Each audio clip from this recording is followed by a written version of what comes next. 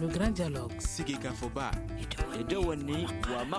Le grand dialogue de l'émission de débat du studio Tamani sur votre radio. Le grand dialogue. Faut-il craindre une crise post-électorale au Mali? C'est le thème du grand dialogue de ce soir et nos invités sont Issoufi Yago, représentant de la majorité présidentielle, et Dr Ali Tunkara, sociologue chargé de cours à l'université de Bamako. Je rappelle que nos tentatives pour compter parmi nos invités un représentant de l'opposition sont restées vaines. Je suis Mohamedou Touré, mesdames et messieurs, bonsoir et bienvenue. Le grand dialogue. Les résultats définitifs de l'élection présidentielle ont été proclamés par la Cour constitutionnelle le 12 août dernier. Toutefois, ils ne sont pas acceptés par l'opposition. Ces responsables ont organisé une manifestation samedi dernier et selon eux, la résistance doit continuer. On va écouter ce reportage de Studio Tamani sur cette manifestation de samedi dernier. Les manifestants scandaient des slogans comme non aux résultats proclamés, non à la dictature de la fraude, respecter les votes des Maliens. Ils disent rejeter l'arrêt de la Cour constitutionnelle qui a proclamé Ibrahim Boubacar Keïta président de la République. Selon Soumaïla Cissé, candidat de l'URD et chef de file de l'opposition, la résistance doit continuer. Le Mali que nous voulons, c'est un Mali sans violence. Pour vous dire, chers amis, nous sommes sur la bonne voie. Parce que nous sommes sur la voie de la vérité. La voie de la vérité, elle triomphe toujours. Restons mobilisés. Continuons à nous battre parce que ce n'est plus une affaire individuelle. C'est une affaire pour tout le monde. Au cours de la marche, les manifestants ont accusé la communauté internationale de soutenir le pouvoir en place. Certains vont plus loin et estiment que c'est elle qui a élu le président de la République du Mali et non les Maliens. Mohamed Youssouf Bathily dit Rasbach. Ibeka est le président de la communauté internationale, pas du Mali. Il a été élu par la communauté internationale pour remplir et satisfaire les intérêts de la communauté internationale. On sait pourquoi. Ibeka a été nommé pour appliquer l'accord. Ibeka est le président des bandits armés. Il est le président de la communauté internationale. Soumaïla Cissé et ses partisans affirment qu'ils ne lâcheront pas prise jusqu'à ce qu'ils atteignent leurs objectifs. D'autres manifestations sont annoncées dans les jours à venir. Issoufi Yago, vous représentez la majorité présidentielle. Vous venez d'écouter ce reportage. Ces réactions de l'opposition, qu'en dites-vous? Oui, vous savez, pour moi, c'est d'appeler l'ensemble des Maliens au calme et d'accepter la décision de la Cour constitutionnelle. Nous avons une élection qui a été attestée par l'ensemble de la communauté internationale et de la communauté nationale comme l'une des élections très bien organisée, avec des garanties nécessaires pour l'ensemble des parties prenantes à cette élection-là. Je peux comprendre l'amertume de certains et la déception de d'autres lorsqu'on vous avait fait miroiter le fait que vous gagnez une élection d'entrée. Il est très difficile d'accepter la défaite dans ces cas de figure. Mais je pense que la communauté internationale, les observateurs nationaux se sont prononcés et ils ont dit ce que nous pensons que cela est réel. Cela a été attesté par cette communauté nationale et internationale. Et ensuite, elle a été proclamée par le ministère qui est en charge des élections, à savoir le ministère de l'administration territoriale. Puis confirmée par la Cour constitutionnelle, qui est une institution quand même dont son impartialité n'est plus à remettre en cause. Vous savez, ce qui m'étonne souvent, les gens se perdent un peu dans leurs propres contradictions. Une Cour constitutionnelle qui fait que vous devenez député et par voie de conséquence chef de file de l'opposition, ça ne vous a pas choqué quand elle décidait que vous gagnez une élection législative, mais en même temps, ça vous choque que vous perdiez une élection présidentielle. Je pense que... D'accord. Quand vous dites que ces résultats ont été proclamés par la Cour constitutionnelle, d'accord, et qu'ils ont été attestés par la communauté nationale, quand vous parlez nationale et internationale. Mais quand vous parlez de communauté nationale, est-ce que vous parlez des observateurs seulement? Je veux parler des observateurs nationaux et même des électeurs qui sont allés aux urnes. Okay. Nous avons quand même 67%. Mais qu'est-ce qui vous prouve que les électeurs l'ont attesté? Mais les résultats sont là pour l'attester, cher ami. Vous avez 67% des Maliens qui ont voté pour le président Ibrahim Boubacar Keïta, contre 32%. La tendance, elle n'a pas varié du premier au deuxième tour. Au premier tour, déjà, le président faisait 41%, à peu près pour 17% pour l'autre. Et ce que nous avons réussi, c'est de rassembler l'ensemble de la majorité. Et là où ils ont échoué, c'est cela, en fait. Je pense qu'à ce stade, ce qui est important, c'est de tirer les conséquences de cette défaite et préparer les échéances futures. Et de faire une propre autocritique. Je sais que le moment n'est pas favorable à l'autocritique, mais de faire une autocritique et voir ces stratégies, les stratégies électorales adoptées, les stratégies de communication et même les stratégies du choix des personnes chargées d'animer cette campagne électorale à leur niveau. Donc je pense que... À votre niveau, tout va bien? Non. Nous avons tiré les conséquences qui sont les nôtres et nous allons prendre des mesures pour que dans l'avenir on puisse... mieux faire que maintenant. Notre objectif, c'est de toujours s'améliorer et d'accepter les critiques quand elles sont positives, mais ne pas sortir du cadre. Ça, c'est une critique de l'opposition. Est-ce que vous l'acceptez?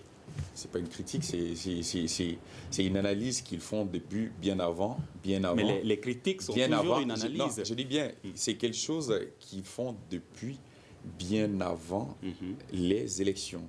C'est-à-dire que les gens vont opiner sur les résultats d'une élection qui ne s'est même pas encore tenue. Pour dire que si, d'aventure, le président sortant gagnait les élections, il n'allait pas l'accepter. Et donc, ils ont fait tantôt planer le spectre de la fraude. C'était un langage de communication bien rodé. D'accord. Je vais donner la parole tout de suite, Dr Ali Tounkara. Mais est-ce que ce n'est pas la même mentalité quand on dit en Afrique? En tout cas, le président, quand il organise des élections et qu'il est lui-même candidat, il gagne toujours. Donc, est-ce que ce n'est pas la même mentalité qui vient des deux côtés? Ce n'est pas ce que moi je pense. Et je pense que les Maliens ont voté pour le président Ibrahim Boubacar Keïta massivement. En raison de son bilan qui est hautement positif. On peut en discuter si vous voulez, mais avec un bilan hautement positif dans le secteur de l'économie, dans le secteur de la défense, dans le secteur de la jeunesse, dans le secteur des femmes, dans le secteur agricole. C'est un bilan qui est globalement positif et défendable. Ensuite, nous avons présenté un nouveau programme qui s'articule autour d'un certain nombre de points. Nous avons communiqué, mené une campagne de proximité. Je pense que c'est cette campagne qui a payé. Pendant que nous étions en campagne, certains se concentraient à faire du bashing du président de la République. Vous savez, lorsque en politique, vous vous attaquez tellement à une personne, ça produit l'effet contraire. Et c'est ce qui s'est passé. Nous sommes restés sereins et nous avons mené une campagne saine et républicaine. D'accord, auditeurs et téléspectateurs, je rappelle que nous avons tenté de compter parmi nos invités un représentant de l'opposition en vain. Alors, Dr Ali Tounkara, vous êtes sociologue chargé de cours à l'Université de Bamako. L'opposition qui dit non aux résultats proclamés, non à la dictature de la fraude, respecter le vote des Maliens, et la majorité présidentielle qui dit que ces résultats sont les bons résultats et que la communauté nationale et internationale l'a confirmé. Bon, je me forçais de ne pas succomber au charme du jugement, mais je crois qu'il est quand même extrêmement important de rappeler quelques éléments qui pourront aider nos auditeurs et téléspectateurs de comprendre le pourquoi justement de cette pluralité de points de vue quant aux résultats obtenus à l'issue du scrutin. Il faut quand même se rappeler que dans le contexte malien, des années 90 à aujourd'hui, si l'on regarde avec une attention accrue comment les élections sont organisées dans les fins fonds du pays, notamment les contrées des régions dites nord du Mali, même parfois une partie du centre du Mali, on se rend compte quand même que ce sont des localités qui ont toujours connu à la limite des élections qu'on pourrait qualifier de mascarades. Ça ne date pas d'aujourd'hui, c'est extrêmement important quand même de le rappeler. Il faut surtout insister sur le fait que, même si aujourd'hui il y a des acteurs qui le contestent, ce sont ces mêmes acteurs aussi qui, dans le temps, étaient à la limite à la manœuvre. Mais ce qui est fondamental pour comprendre aujourd'hui la pluralité d'expression, s'agissant de ces résultats, vous regardez qui sont les acteurs qui ont organisé ce processus ici. Vous allez vous rendre compte que, s'agissant déjà du Premier ministre actuel, qui a quand même été démis de ses fonctions pour des raisons liées à des malversations financières, d'autres acteurs également qui sont extrêmement importants dans le processus, qui, dans le passé, ont fait l'objet de pratiques qui ne sont pas orthodoxes. Comment voulez-vous demander à des acteurs, dans leur trajectoire, ont fait l'objet à toutes sortes de manquements, lesquels acteurs, justement, vous voulez qu'ils fassent des élections qui soient crédibles et à la limite acceptées. Je pense qu'on est dans un déni de l'évidence dans le contexte malien. Vous regardez toute l'équipe gouvernementale qui a quand même usé des moyens de l'État de façon tronquée. Dans une démocratie, c'est quand même scandaleux que des ministres battent campagne au nom du quinquennat sortant. Moi, je trouve ça très scandaleux. Dans le même temps, si vous regardez tous ces ministres également, les médias qui doivent être l'expression de la pluralité, l'expression justement de la contradiction, lesquels médias sont sérieusement muselés.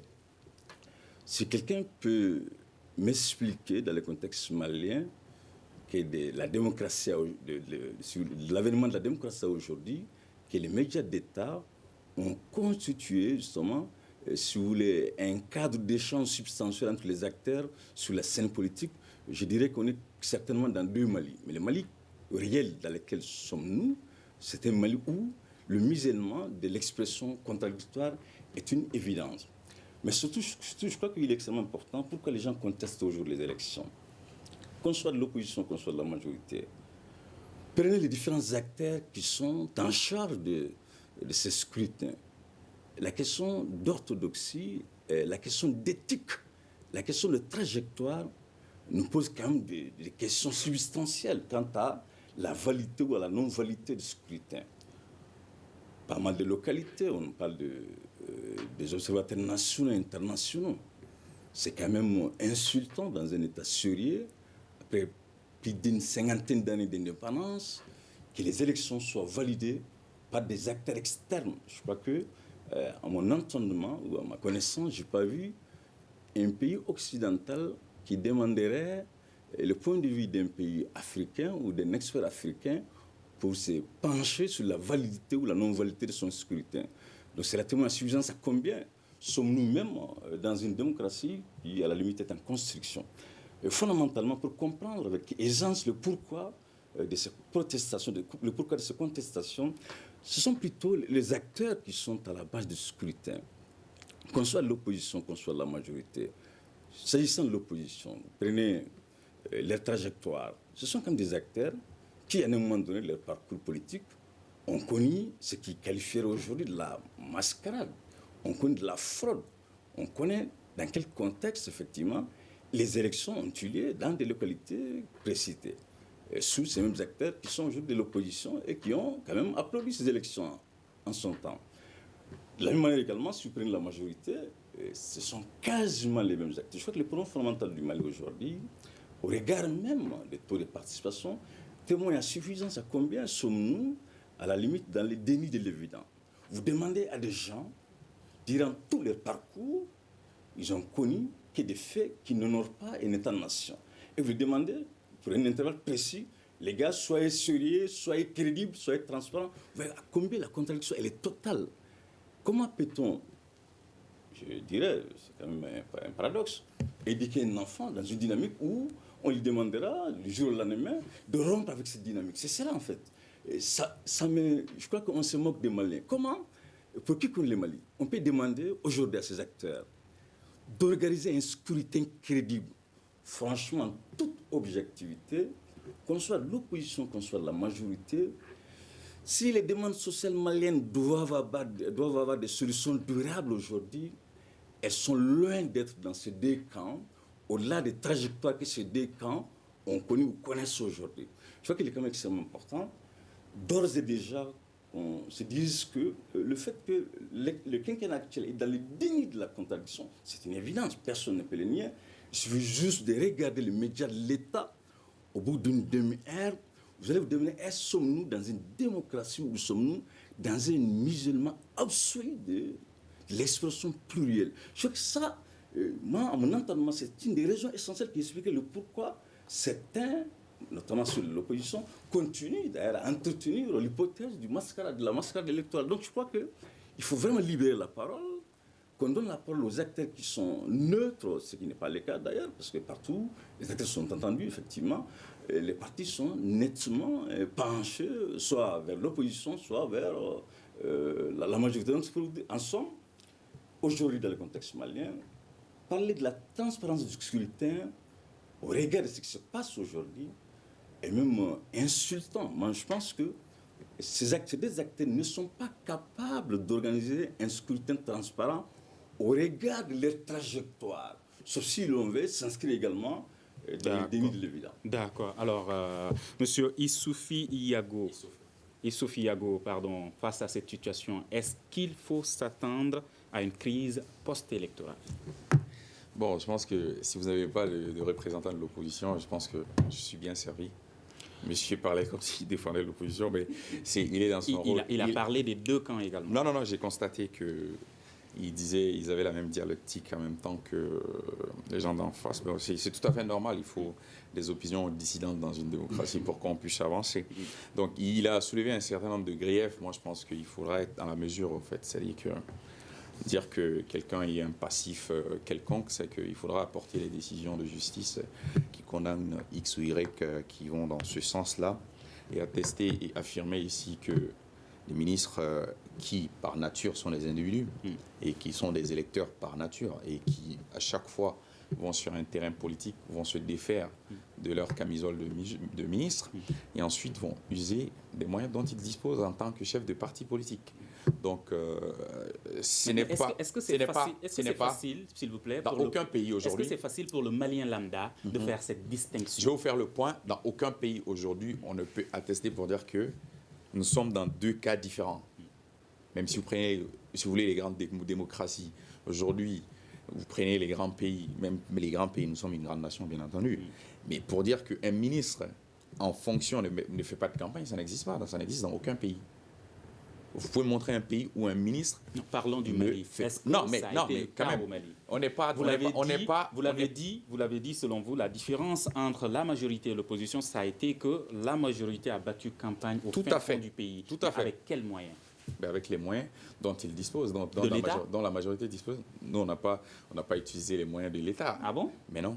C'est vous qui le dites, apporter la preuve. Je ne dis pas, je pose une question. Non, c'est à vous de apporter la preuve de ce que vous dites. Nous sommes pose une question. Souvent, nous sommes dans des accusations qui ne sont pas... Loin de là, on ne vous accuse pas, on pose des questions. À vous d'éclaircir l'opinion publique. Ce que je suis en train de dire ici, c'est que souvent, on affirme des choses sans apporter la preuve. Je ne vous accuse pas. D'accord. Je parle de manière générale. OK. Dans chaque pays, je le répète ici, les ministres, en tant que chef de parti ou en tant qu'individu, en tant qu'électeurs, vont mener campagne. Mais ce n'est pas pendant qu'ils sont ministres.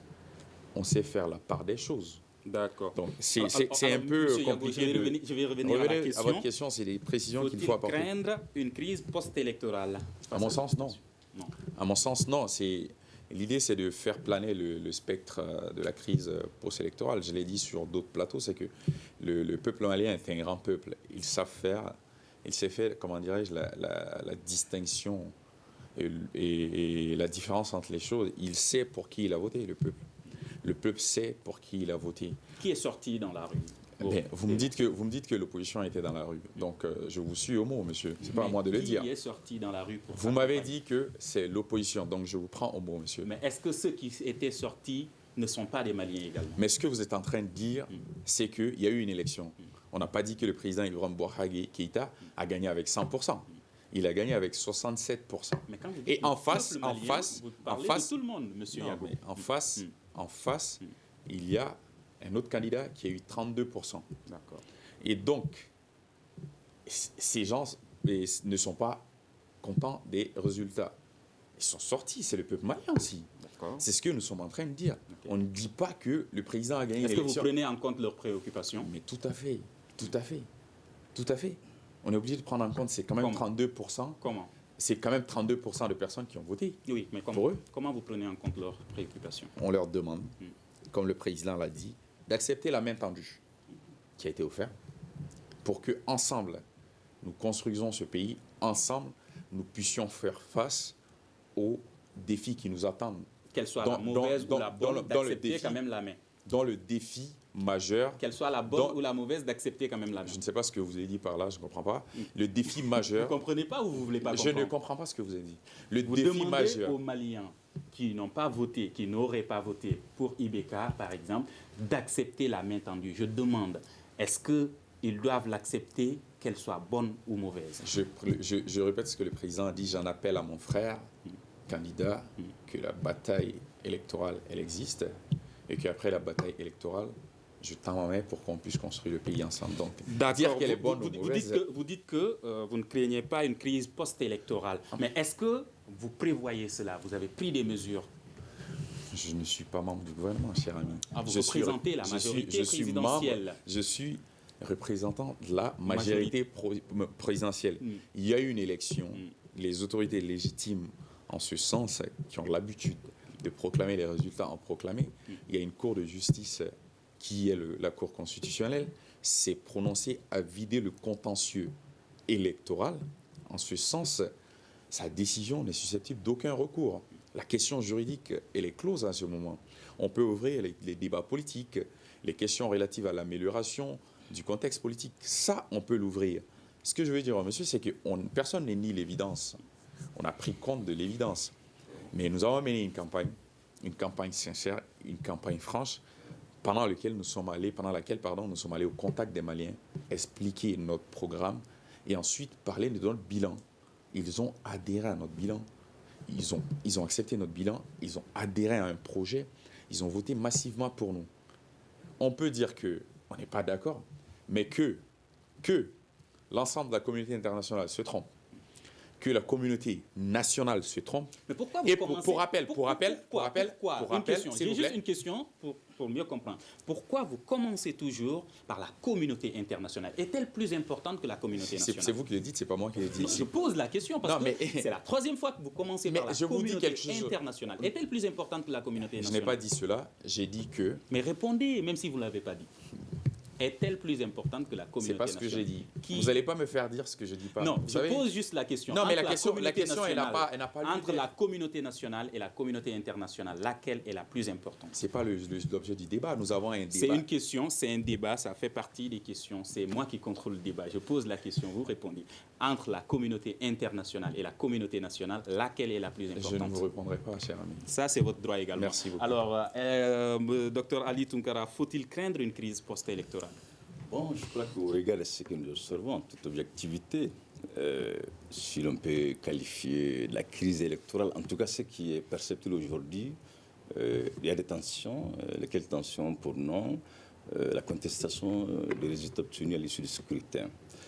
Mais maintenant, où vont ces contestations, où vont justement ces marches sporadiques qui sont quand même faites ça et là? Je crois que toute la question, c'est là. Mais fondamentalement, il serait quand même extrêmement important, dans le contexte malien, qu'on comprenne une chose.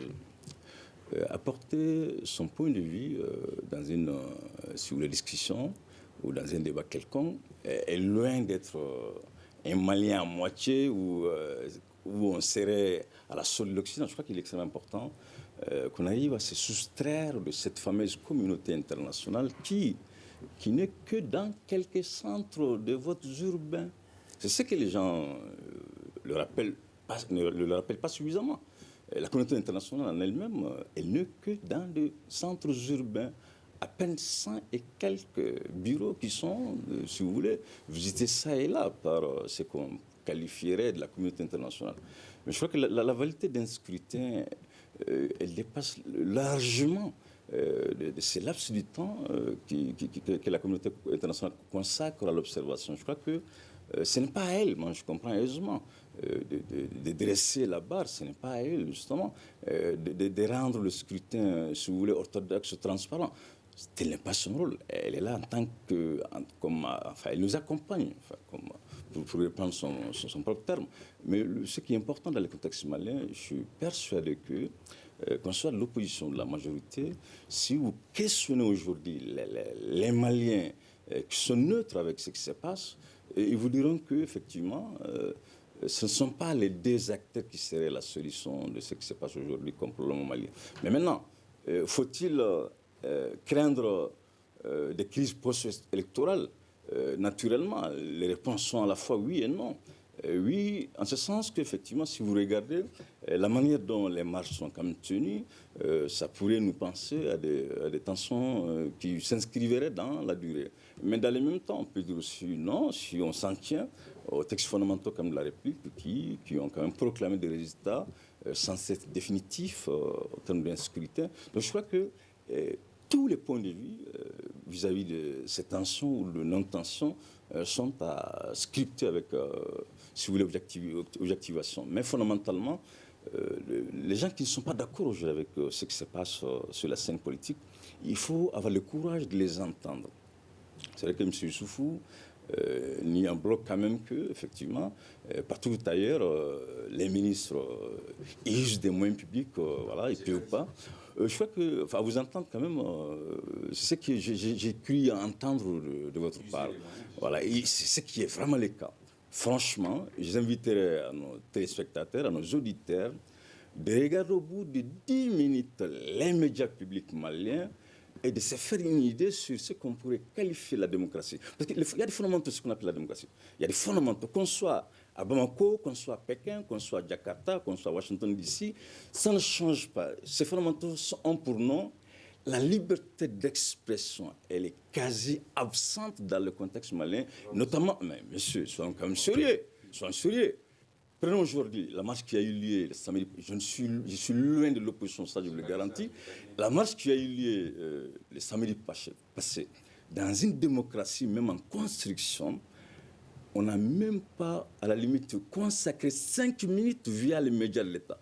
De quelle démocratie sommes-nous?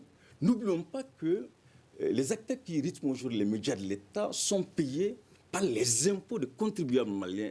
Ces contribuables sont ni de l'opposition, sont ni de la majorité, ils s'appellent des Maliens. Mais je crois qu'il est extrêmement grave dans une démocratie que tout se résume au quinquennat, que tout se résume à la merci quand même du quinquennat. Je crois que c'est scandaleux. J'ai peur effectivement que cette démocratie ne s'étiole pas dans sous peu d'air, au regard de ce qui se passe sous nos yeux. Un des fondamentaux également de la démocratie, partout où vous allez ailleurs, c'est la redevabilité. Franchement, grève des magistrats, des enseignants, des médecins, tous les corps confondus, vous sortez en dépit de toutes ces grèves avec 68%, vous vous moquez de qui, les gars? Je crois qu'il faut censurer. D'ailleurs, aujourd'hui, il y a la magistrature qui est en grève. Donc, je pense que, sincèrement, les États qui nous sont proposés peuvent contenir des biais sérieux si l'on analyse la situation du pays ces 10 dernières années. On se rend compte quand même que, franchement, ce que disent les Maliens du Mali profond, ce que disent les Maliens de Mopti, de Tombouctou, de Kidal, et interroger les Bamakois, je pense que, franchement, on n'est pas dans le digne de l'évident.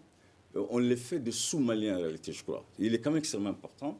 Si l'on veut que cette opposition revienne sur la raison, si on peut s'exprimer ainsi. Justement, quand l'opposition déclare la résistance doit continuer, n'est-elle pas, cette expression n'est-elle pas forte? Non, je le disais dans mes propos introductifs. Franchement, je n'entends aucunement d'un quelconque changement de cette opposition. Ça, je suis ferme là-dessus. Et déjà, cette résistance dont elle parle, est-elle raisonnable? Je pense qu'elle tire un peu sur la ficelle sentimentale. Parce que franchement, pour opérer un changement quelconque, prime abord, il faut que les acteurs de changement soient eux-mêmes déjà, acceptent eux-mêmes déjà de rendre compte. Si l'on regarde aujourd'hui les acteurs clés de cette opposition, ça ne nous rassure aucunement qu'un changement probable pourrait venir d'eux. Ce n'est pas une insulte de leur part.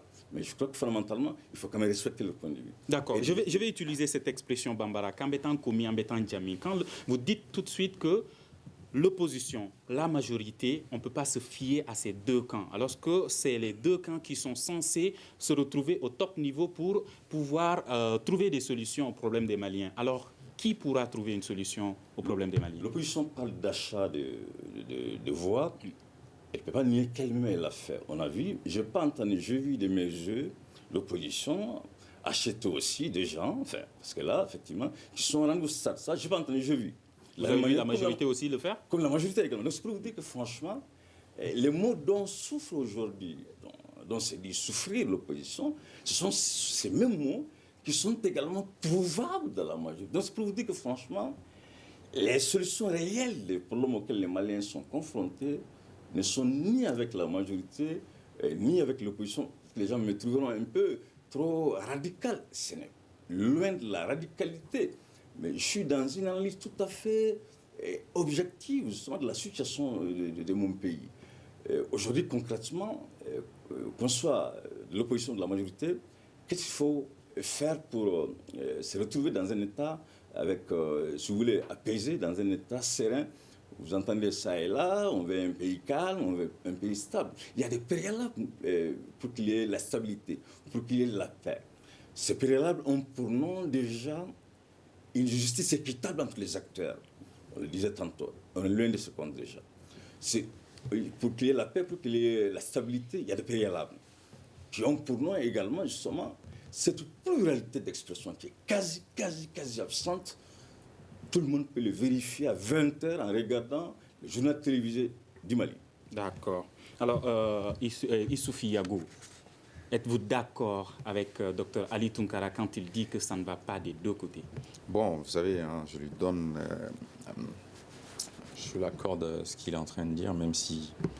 Par moment, je pense que monsieur est en train de se tromper. Il n'est pas radical. Mais vous êtes d'accord? Il n'est pas. Je dis qu'il est en train de se tromper. Comment je peux être d'accord? Il n'est pas radical, mais il est en train de se tromper. C'est ce que je pense. Parce qu'on ne peut pas dire qu'une personne pour qui les Maliens ont adhéré à son programme, à son projet, que cette personne n'est pas capable de gérer après avoir géré pendant 5 ans. Moi, je pense qu'il y a un problème. Il a parlé des grèves. Il y a un problème à ce niveau. Tout de suite, il faut que je précise quelque chose. Quand on parlait de communauté internationale. La communauté internationale, c'est vous et moi. C'est l'ensemble des pays. Le Mali fait partie de la communauté internationale. Tout de suite, il y aura une élection, je ne sais pas, au Congo, quelque part. Nous, nos observateurs peuvent aller surveiller, constater. Et je ne vais pas parler de la France. Oui. Peuvent aller. Laissez-moi terminer, s'il vous plaît. Laissez-moi terminer. Peuvent aller aider ces pays-là à comment dirais-je, à pas mieux organiser, mais à constater un certain nombre de choses. Et une dernière chose, c'est pas la communauté internationale qui valide une élection. Ce que vous êtes en train de dire, ce n'est pas exact. Nulle part la communauté internationale ni l'ensemble des observateurs nationaux ne valident une élection. Ils constatent des choses, ils font un rapport par rapport à ça pour dire est-ce que ça a été sincère, crédible ou pas. Est-ce que si on prend cette circonscription électorale, je le rappelle, le Mali est une circonscription électorale quand on parle... Quand vous dites que Dr Ali Tounkara se trompe, à quel niveau? Non, le fait de dire que la communauté internationale valide les élections, ce n'est pas exact. Elle constate quelque chose et elle le dit. La Cour va statuer. Et vous avez dit que les la autorités communauté internationale en charge, a attesté. La communauté internationale l'a attesté. L'Union européenne, c'est une communauté internationale. L'Union africaine, c'est la communauté internationale. Les Nations unies, c'est la communauté internationale. Est-ce que vous êtes d'accord avec lui que des deux côtés, ça ne va pas? Ça, c'est son avis. C'est son avis, je l'accorde sincèrement. Du côté de la majorité. Personne n'a dit que c'était rose. Si c'était rose, personne n'allait gouverner. Vous savez, nous avons géré un pays. Oui, est-ce que vous êtes conscient de ce qui vous manque au niveau de la majorité? Mais quand vous nous posez les questions, vous nous laissez terminer, comme ça on peut aller à d'autres choses. Vous ne répondez pas à la question qui a été posée. Oui, mais ça, c'est ce que vous pensez. Répondez à cette question. Qu'est-ce qui vous manque du côté de la majorité quand vous-même vous admettez que tout n'est pas rose? Je n'ai pas dit ça. Je suis en train de vous dire... Monsieur Yago, vous n'avez pas dit tout de suite que tout n'est pas rose. C'est pas rose, c'est pas moi qui le dis. Ce que je suis en train de dire... Qu'avez-vous dit alors? Ce que je veux vous dire, c'est que nous avons pris un pays en difficulté. Et ça, c'est connu. Sur le plan sécuritaire, et vous avez dit économique. Que vous pouvez sortir ce pays de ces difficultés. Mais bien sûr. On a dit qu'on va prendre des dispositions pour que cela soit. Et nous sommes battus pour arracher les accords de paix. Et ça, c'est quelque chose qui est très important. Aujourd'hui, les frères maliens se regardent. Il n'y a pas de belligérance. Il n'y a pas de guerre entre nous. Le président Ibeka était à Kidal pour chacun. Juste une autre question. Il a été à Kidal lors de la campagne électorale. Juste une question. C'est que quand il dit que vous dites que les Maliens vous ont élus, mais sauf qu'il y a eu des grèves des magistrats, des médecins, il a cité tout de suite Dr Ali Tounkara. Mais malgré tout cela, en un si peu de temps, vous avez pu obtenir ce taux. Expliquez aux Maliens comment. Alors, vous savez, une élection se passe dans un contexte. Et un pays va connaître toujours des grèves. À chaque fois quand je parle, je fais de l'analogie avec d'autres pays parce que nous sommes une communauté internationale. C'est là où je vais vous en venir. Vous ne comprenez pas l'idée de communauté internationale. Non. Mais laissez-moi terminer. Écoutez-moi, parce qu'il faudrait que je précise quelque chose. Vous l'avez dit au début que vous avez battu campagne. S'il vous plaît. Vous l'avez dit que vous avez battu campagne au fin fond du Mali. Mais pour que le Malien lambda puisse comprendre, est-ce que le Malien lambda connaît c'est quoi la communauté internationale? Je peux terminer, s'il vous plaît. Allez-y. Votre question, c'était de dire quoi? Rappelez-moi ma question parce que vous me perturbez à chaque fois. Je vous perturbe. Mais vous me coupez la parole à chaque fois. Alors, reposez-moi la question. La question est la suivante. Ouais. Dr Ali Tounkara estime que vous dites que... Il y avait la grève. Oui, j'ai vu. Voilà. Donc, il y avait la grève partout. Voilà. Il y avait la grève des médecins, et ainsi de suite. Donc, comment vous avez pu obtenir... Je vais vous expliquer tout de suite. Je prends un pays comme la Côte d'Ivoire, 40% du PIB de l'UEMOA, qui est une puissance francophone, a connu une multitude de grèves. La France connaît des multitudes de grèves, mais les grèves, on les gère. C'est des problèmes sociaux dont on prend en charge. Restons et ici, au Mali, nous avons connu la grève des magistrats. Nous avons tiré les conséquences et on a apporté les réponses qu'il fallait. Nous avons connu d'autres grèves dans d'autres secteurs. Nous nous sommes assis avec les acteurs, on a échangé et nous avons apporté les réponses qu'il fallait. C'est la première fois que les syndicats sont satisfaits parce qu'il y a une augmentation des salaires, il y a une baisse de l'ITS. La première fois qu'ils sont satisfaits. Pendant 5 ans. Pendant les 5 ans, ils sont très satisfaits parce que, pourquoi? Il y a eu une augmentation des salaires, il y a eu une baisse de l'ITS. Ça, c'est connu de tout le monde. Les grèves, vous pensez que les grèves, on les arrête des coups de bâton? Les grèves, ça existe dans tous les États. Je pense que c'est des débats. C'est des sujets, franchement, de façon satisfaisante. Parce que nous avons apporté les réponses. Monsieur Yago, qui sera investi le 4 septembre 2018? Parce qu'on entend que le président Ibrahim Boubacar Keïta sera investi le 4 septembre 2018 et au même moment, on entend l'opposition dire que Soumaïla Cissé sera investi le 4 septembre 2018. Alors, qui? Est-ce que vous allez me laisser terminer 30 secondes. D'accord. Nous avons un président de la République qui a été élu par les Maliens avec un taux de 67%, proclamé par les autorités en charge des élections, confirmé par une cour constitutionnelle qui est le juge électoral par essence et qui a vidé le contentieux électoral et qui a dit que le président sera investi, le président Ibrahim Boubacar Keïta sera investi en tant que président de la République, chef de l'État, chef suprême des armées. La question ne se pose plus. Est-ce que moi, en tant que citoyen lambda, je peux empêcher une personne de se proclamer, je peux empêcher une personne de dire, je veux simplement appeler les gens à l'apaisement, au calme, et à accepter les résultats issus des urnes, à accepter les résultats proclamés par la Cour constitutionnelle. Qui est à votre faveur. Ça, c'est votre avis. Je vous l'accorde. Alors, docteur Ali Tounkara, face à cette situation, que faut-il faire? C'est quand même insultant que de dire ça. Quand même. Non, mais c'est la majorité présidentielle qui a gagné, c'est ce que vous avez dit tout de suite. Vous me décevez, cher ami. Ça, c'est votre avis. Quand vous me dites que la Cour à notre faveur, c'est pas... Non, pas la Cour, les résultats, je précise. Ah, ben voilà. Les résultats, vous l'avez dit, les résultats qui sont à votre faveur. Merci pour la précision. Je l'ai précisé. Voilà. Docteur Ali Tounkara, alors face à cette situation, que faut-il faire pour éviter une crise post-électorale? Bon, je crois qu'il n'y a vraiment pas de solution toute faite. Il faut qu'on soit clair déjà là-dessus. Même l'opposition elle-même ne sait pas sincèrement, en toute objectivité, la finalité de ces actions. Ça, je suis persuadé de cela. Je crois qu'on est quand même dans des issues qu'on pourrait qualifier incertaines. Mais fondamentalement, ce qui est à craindre, c'est quand même l'arrêt de l'économie. Parce que si vous regardez autour de vous, que ce soit au niveau de la sous-région, au-delà, beaucoup de questions se posent aujourd'hui. Est-ce qu'il faut-il venir au Mali? Faut-il s'investir? Voilà, donc je crois que c'est quand même des inquiétudes qui sont tout à fait légitimes auxquelles les acteurs nourrissent aujourd'hui. Mais comment pallier à tout cela? Concrètement, moi je trouve que le processus il est long. On est très très loin du bout du tunnel parce que, je disais tantôt, ni l'opposition ni la majorité ne seraient en mesure justement d'apporter des solutions durables aux demandes sociétales auxquelles les Maliens ont exprimé ça et là. Lesquelles demandes ont pour nous la question sécuritaire. Franchement, si on me dit qu'aujourd'hui, le Mali est sécurisé, pour qui connaît la région de Mopti, je pense que ceux qui nous écoutent des Mopti, ils pensent qu'on se moque qui parlent de la sécurité à Kidal ou à Gao, je crois qu'on se moque de ces localités. Et fondamentalement, si vous regardez, une des priorités de ce quinquennat était justement de lutter efficacement contre la corruption. Mais voilà un quinquennat qui commence avec des malversations financières aussi scandaleuses. Comment vous pouvez me citer D'accord, un pays... docteur Tounkara, il nous reste juste 2 minutes. Alors, est-ce que la société civile malienne, les leaders religieux, peuvent faire de telle sorte qu'il n'y ait pas une crise post-électorale? Ces acteurs, ils ne peuvent rien faire pour preuve. Que vous prenez les cas des musulmans ou des chrétiens, notamment les leaders de ces deux religions, vous allez vous rendre compte qu'ils ne sont pas eux-mêmes neutres déjà.